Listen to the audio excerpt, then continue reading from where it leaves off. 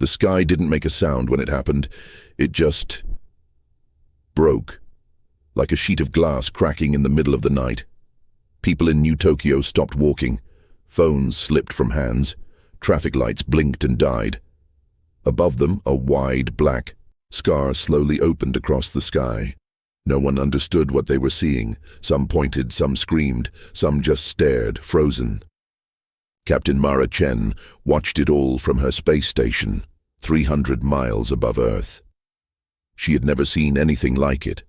No meteor, no satellite, no natural event could explain this. Then, from the center of the black scar, a beam of blue light shot down, clean, sharp, and sliced through a military drone like it was paper. Mara's heart pounded. She activated full alert, but the station's systems glitched. Static buzzed in her earpiece. Then a strange signal appeared. No language, no code, just a low, pulsing sound, like a heartbeat from something huge.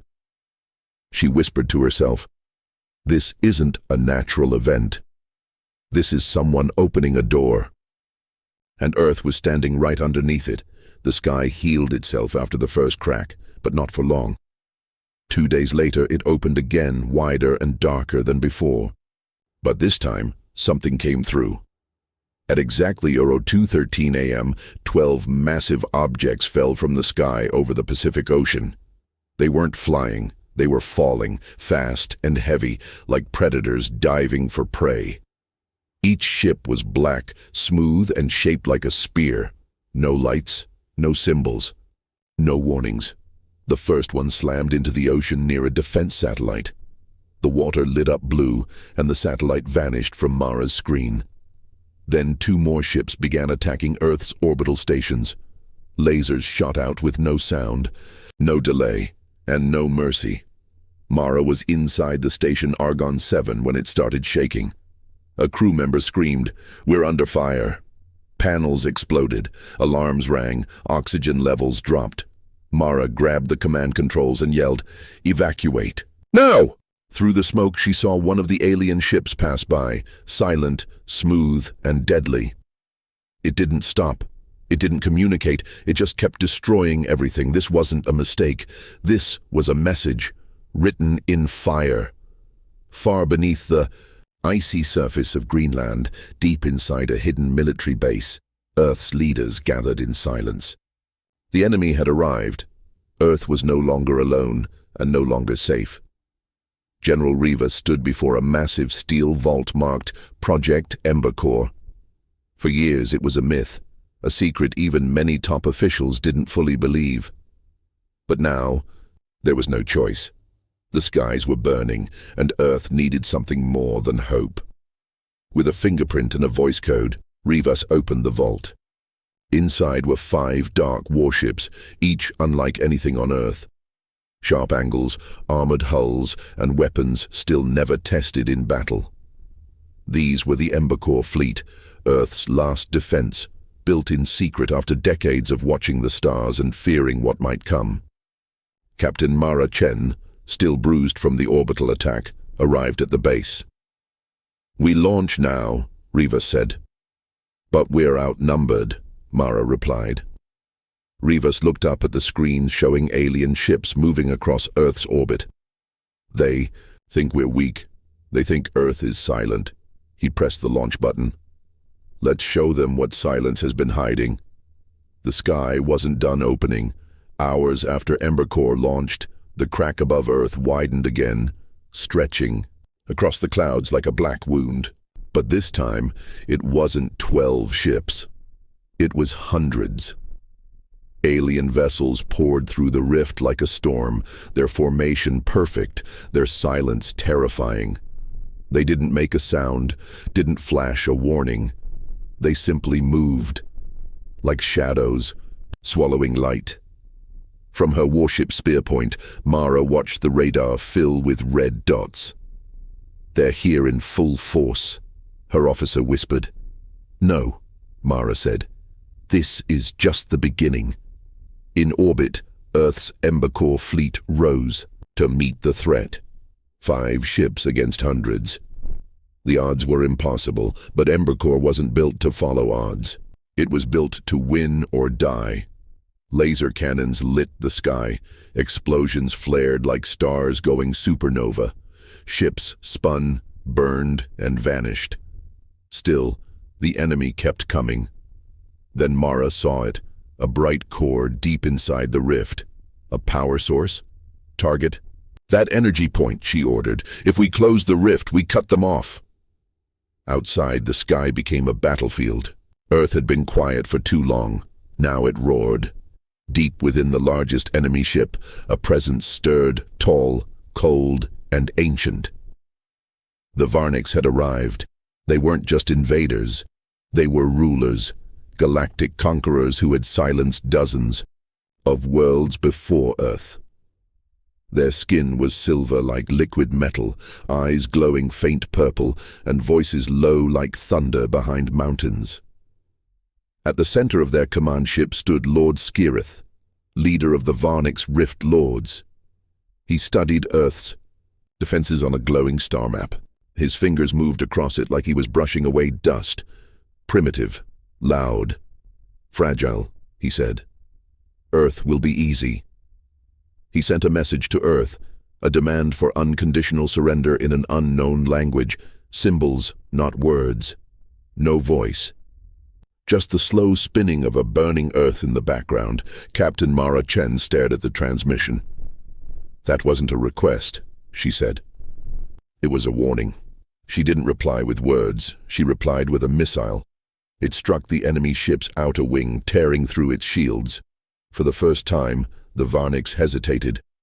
We've fought to survive, Mara said, her voice steady. Now, we fight to win. Just when hope started to rise, it shattered from the inside. During a fierce battle near Earth's moon, one of the Embercore warships, the Orion Blade, suddenly turned.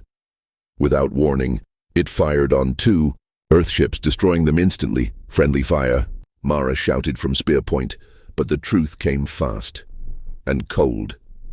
It wasn't a mistake. Someone inside Embercore had betrayed Earth. General Rivas traced the signal.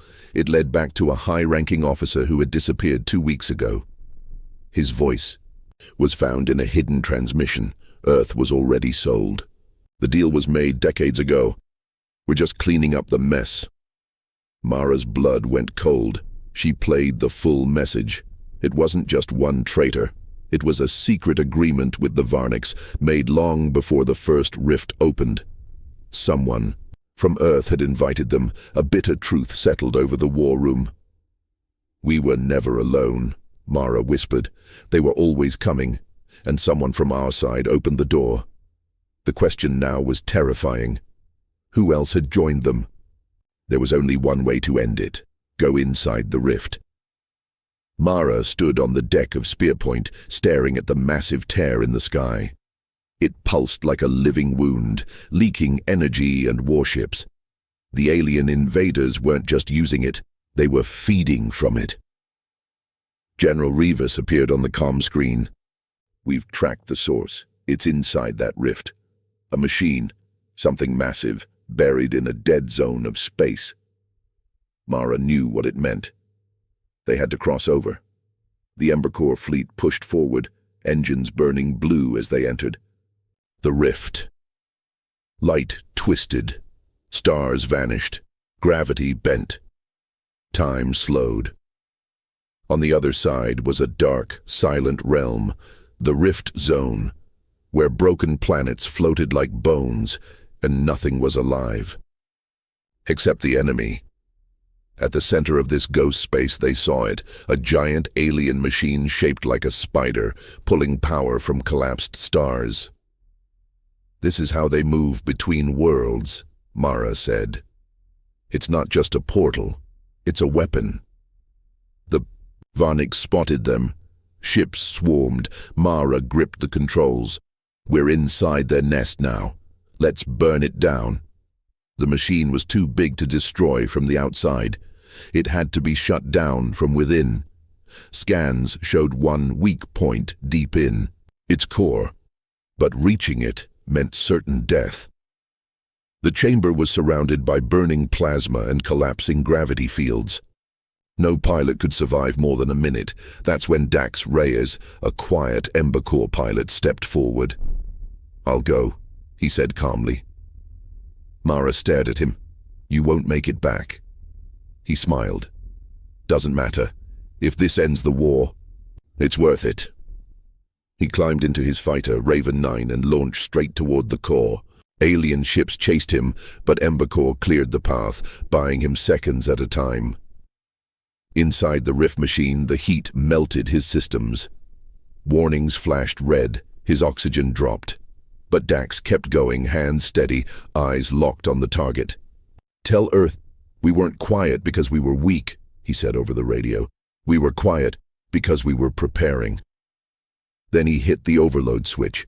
A white flash lit up the void. The rift trembled. The machine began to die. The moment the rift began to collapse, everything changed. Without the machine's power, the gateway snapped shut like a steel trap, cutting off the Varnix fleet still near Earth from the rest of their empire. Panic broke out among their ships as energy cores flickered and formation lines broke. Embercore moved in fast. Captain Mara led the charge. Her voice echoed across every channel. "This is our chance. Surround them. Take them alive if possible."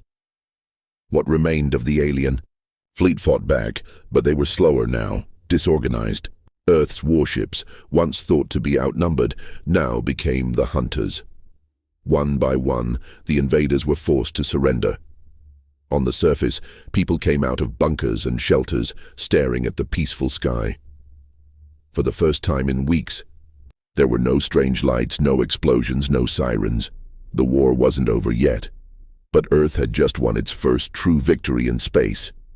Mara stood before the captured alien commanders. "You thought Earth was silent," she said. "You thought we were alone." She stepped closer, her eyes cold. "You were wrong. Far above Earth, among the ruins of enemy ships and broken satellites, silence returned, but it was not the same silence as before. The Varnix had been defeated, their rift machine destroyed, and their fleet stranded.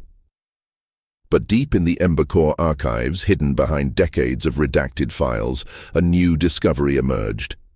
Captain Mara sat in the war room as General Rivas unsealed the final document.